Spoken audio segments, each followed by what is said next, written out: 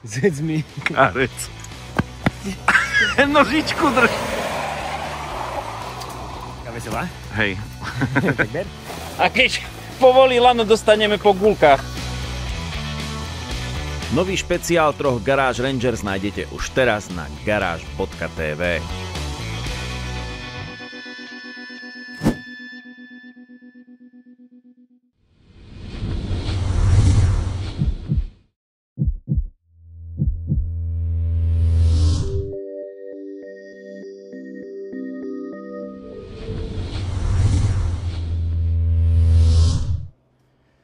Čaute garážisti, pozrite, čo šoférujem. Konečne zase nákladné auto.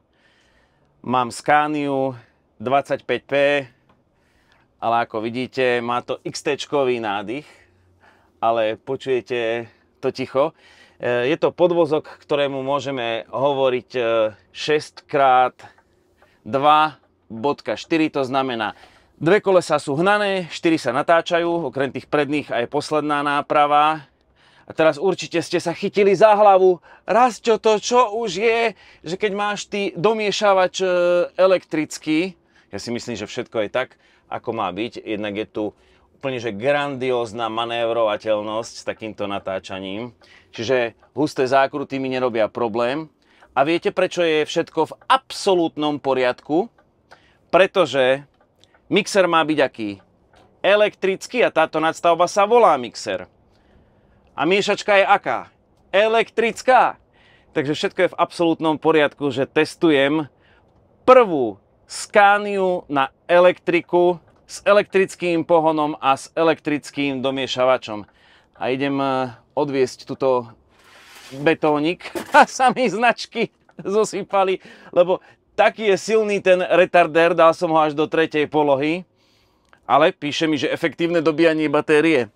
Takže len si musím všetko v kabíne poriadne uchytiť. Takže predstavme si do detailu auto, ktoré dnes testujem. Len tak v krátkosti môžem povedať, že tu mám 297 kWh batérie. Malo by mi to vydať na 250 km dojazdu. No tak so Senseiom sme začali na 200, mám 193 momentálne. Prvý elektrický domiešavač Scanie poháňa elektromotor s výkonom 310 koní, ponúka krúťak 1300 Nm a krátkodobo overboost 2200 Nm. A 100% elektrika platí aj pre mixer vzadu. Tento elektromotor pracuje so 650 V, ale ostatné príslušenstvo ako vodná pumpa je na 24 V. Scania do tohto projektu dodala okrem odhodlania aj šasy so 4,3 metrovým rázvorom a nadstavbu realizovala Čifa. A čo ma oslovilo ako prvé? Reklamu na ticho dnes v Scanii dávajú, normálne mi stále ide tá pesnička, lebo to je tak markantný rozdiel oproti osobným autám, teda medzi spaľovacím a elektrickým pohonom. A u náklaďáku to nie je len tá bezemisnosť lokálna a vonkajšie stíšenie, ale aj to vnútorné. A hlavne ovládateľnosť. Čiže to, čo je rozdielom v osobných autách, elektrobenzín, elektrodiesel, tak tu je to vo ešte väčšom meradle. Ja si fakt užívam to ticho. A hlavne aj keď sa pohýnate, manévrujete, cúvate, otáčate, tak je to veľký prínos, pretože je to jednoduchšie, príjemnejšie. Čiže po tejto stránke je tá vec vyriešená. Áno, budeme rozprávať aj o tom, že čo ďalej s elektromobilitou u nákladných aut, ale aj táto Scania je navrhnutá na to, aby ste chodili, ako sa povie, okolo komína. To znamená, idem, zabrzdím, ja som tu mal teraz ten retardéry, keď nepotrebujem plachtiť. Čiže aj keď budem v meste, tak len tým plynovým pedálom to skoro ovládam, ako na Nissane Leaf. Celkovo hmotnosť mám teraz 13,4 tony, a samozrejme 7,5 kubíková raketa je prázdna, takže nie som zaťažený.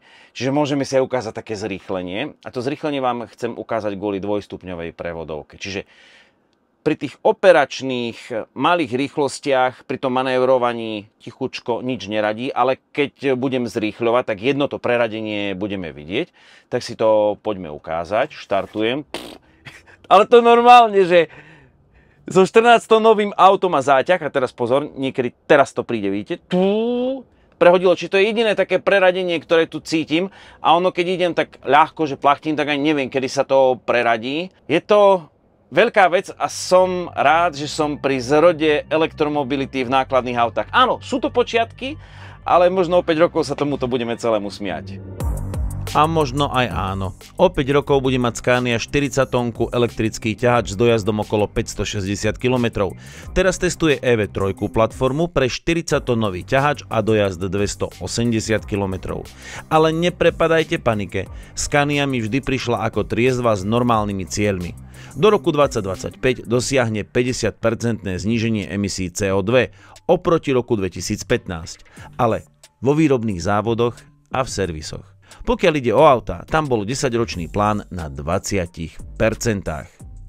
A to zavedením úsporného 6-valcového 13 litra Super, samozrejme na krátke rozvozy už aj nejaká elektrika, ale najmä, a to sa mi páči, školením vodičov, lebo v nich je veľká rezerva. No a potom príde ešte na rad optimalizácia dobre navrhnutého auta pre daný typ dopravy. No a k tomu ešte pohon na zemný plyn alebo skvapalnený zemný plyn. Okolo roku 2030 bude možno tak polovica nových náklaďákov elektrická. A tá teoretická náhrada vo výrobe za 100% elektrinu príde okolo roku 2050. Dobre, ale poďme do prítomnosti, kým mi betón nestuhne. Na čo by bol komu elektrický domiešavač? Tento typ nákladného vozidla s danou nadstavbou, to znamená s mixom, je na pohyb v obytných zónach, keď sa chodí na stavby, ako sa hovorí, okolo komína.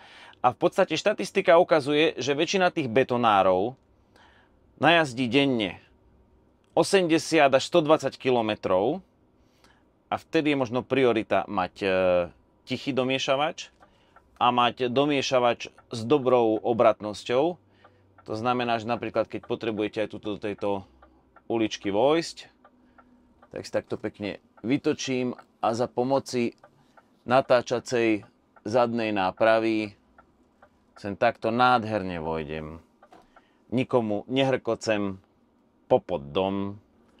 Ulica tichá, ulica pustá, ja si veziem betónik ako nič v tichu. To ticho je extrémne. V princípe áno, toto je začiatok tej mestskej elektromobility s nákladnými autami. V budúcnosti prídem na stavbu a chlapi nebudú musieť po sebe kričať menej, menej, keď púšťa betón. Nie, všetko príde v tichu, pretože aj ten mixer hore je elektrický, to si ešte ukážeme. Čo sa týka pohonu, mám tu aj zadnú uzávierku a keď sa budem napríklad na takomto vrtieť, a ako teraz tam v podstate nemám nič, tak si môžem pokojne podvihnúť aj tú zadnú nápravu. To znamená, prídem na miesto, šťuk, a teraz si nechám zdvihnúť ten zadok, aby som mal lepšiu manévrovateľnosť. Všetky tie výhody podvozka, aký bol so spaľovacím motorom, tak tu ostali. Už mám v podstate nulu, nezaťažený zadok, takže prepnem dozadu a už môžem ísť, nech sa to tu nešúcha. Lebo tá elektrická zástavba je v princípe v tom klasickom podvozku. Zmizli nádrže, pribudli batérie, mám vzadu aj kamerku. To je výborné. Úplná lahoda. V podstate nič nemusíte prepínať, žiadne prevody. Čo sa týka toho užitkového hľadiska a šoférskej pohody, tak je to veľké plus.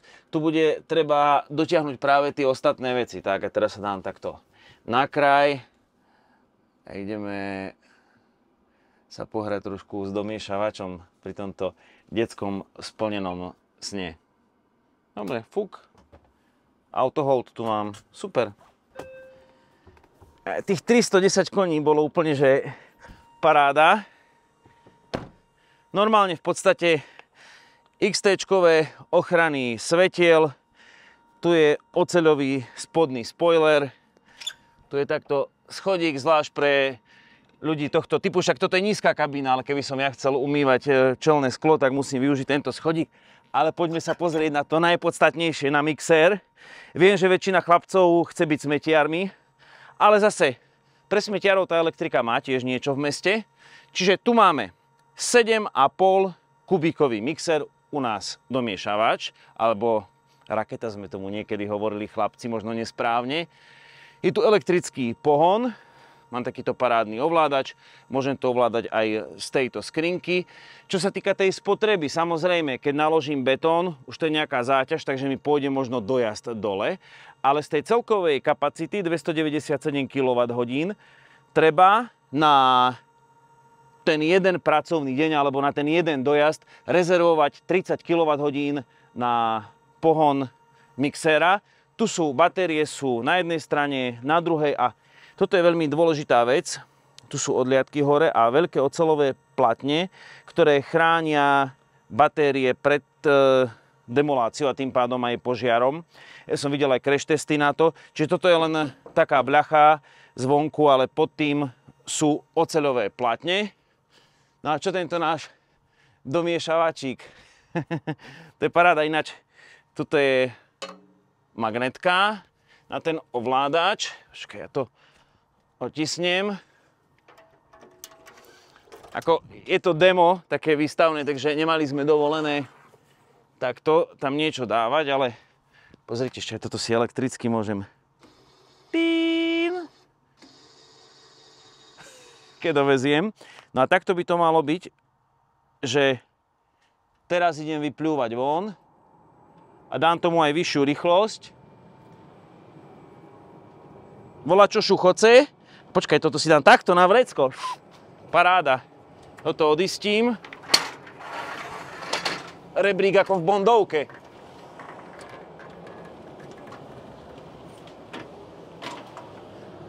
Tu som ešte nikdy nebol a všetko je raz prvý raz. Doviezol som vodu. Alebo sú tam aj dáke zvyšky, dačoho.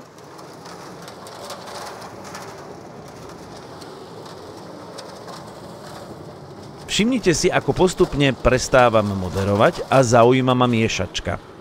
Už tam niečo bolo, tak ale na demonštráciu nám to v podstate stačí. Na demonštráciu áno, ale na hranie s diaľkovým ovládaním domiešavača nie.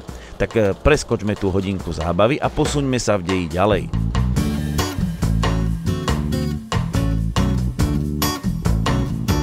Už som na diaľnici a som zvedavý, o koľko mi klesne dojazd, lebo mi vystúpal. Keď som odchádzal zo Scanie, 208 km dojazd, teraz mám 214 a urobil som nejakých 35. Ono je to dané tým, že som prázdny a že som sa tak trošku motal, takže aj tie aerodynamické odpory také neboli. Myslím si, že dojazd nebude pri tomto type auta úplne takou základnou témou, lebo podľa prepočtov na to betónovanie okolo komína to stačí. A prečo sa tam objavil vzadu mixér? No pretože väčšina tých jazd sú krátke a zastávky. Už druhá vec je, ako sa do budúcnosti bude tá elektromobilita vyvíjať. Tie plány, kde budú huby. Ono zrejme pôjde o tzv. Nabíjanie v depe. To bude asi zásadná vec. Tam aj Scania ponúka nejaké riešenia.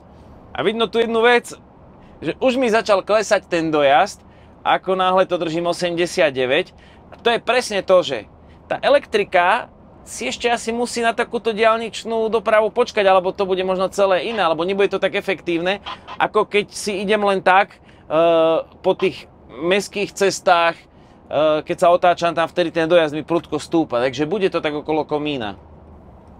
Presne tak. Jednotková platforma si netrúfa na viac ako 200 km, avšak zároveň ukazuje, že vďaka pomalému tempu krok sun, krok okolo betonárky je to reálne. A elektrický domiešavač nemusí byť utópia ako cúvajúca stíhačka. A viete, čo som si na tej elektrike najviac užil a čo prajem každému šoférovi? To ticho. Je to elektrická prítomnosť a tam môže byť aj taká, že dostanete takúto nabíjačku Kempower k svojej Scanii, pretože ako Scania sa to snaží budovať komplexne. To znamená nielen elektrické auto, ale napríklad aj takáto nabíjačka. Dobre, toto teraz tu bude šúpať nejakých 35 kW. Ale, aby tam bol taký ľahší prechod, tak v princípe na toto potrebujete priemyselnú zásuvku, nejakých 64 A istenie. A stačí to dať takto pred halu a už v podstate môžete mať nabíjanie. Cvak a už aj nabíjame. Takáto nabíjačka by to zvládla za noc našúpať. Teraz sme niekde tam, že máme, neviem, 135 nabíjací výkon na tieto batérie, ktoré sú tu necelých 300 kW, ale toto je EV1, ten základ, od ktorého sa odrážame. A možno už o budúcich niekoľko mesiacov budem testovať EV3. A možno tam už budeme mať 460 kWh v batériách a budeme nabíjať 375. Čiže všetko to ide a som rád, že som bol aj pri tomto prvom kroku a významnom. Elektrický mixér za mňa paráda. Gzzz, len ho neoblizujte. Kým v našej budúcej garáži sa horúčkovito pracuje a stále inštalujeme, betónujeme, leštíme a napredujeme smerom k vytúženému cieľu, vo virtuálnej garáži máme pre vás ďalšie nové videá. Napríklad motorkovú snežnú revolúciu 17. novembra 2023. Nájdete tu aj úvahu nad tým, či potrebujete Raptor, keď Ranger urobil obrovský skok vpred. A máme aj nový garážovský špeciál. Ford Ranger a traja garážisti v lese pri samovýrobe palivového dreva. To je kombinácia. Tak neújdeme ďaleko. A keď povolí lano, dostaneme po gulkách. Ale sa tešíme. Prišiel čas odhalenia vašovej bezhraničnej dôvery v schopnosti nášho tímu. Takto to akože... Ó! Ale skoro. A je tam. Dobre, už sa ozval puk.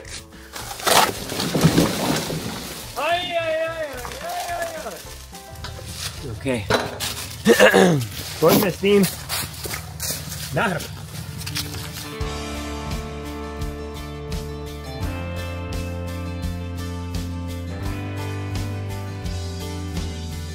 Takže nie ťažký náklad, kamaráde. A pozri, aký máš veľký s koňom.